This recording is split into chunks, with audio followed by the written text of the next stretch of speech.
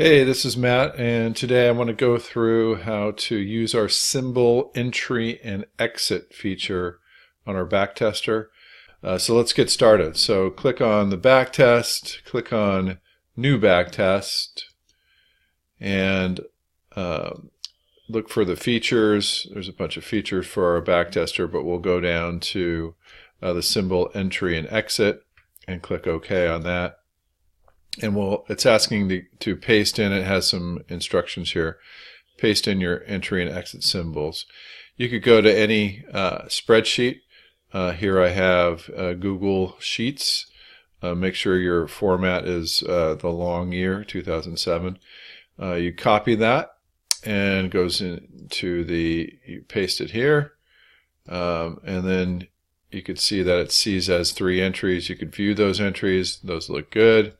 Say OK, and you submit it, and that's it.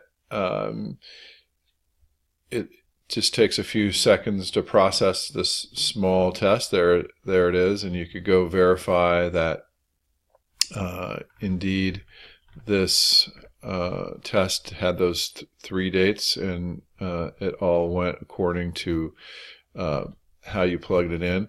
You could edit that. I should also mention that if you want to exit at your symbol, it'll exit at the date that you want to get out. If you have it unchecked, it will exit at expiration. So that's it for now. If you have any other questions, you can email me at matt@orats.com. Check out our other videos on YouTube or go to orats.com to see more. Thanks.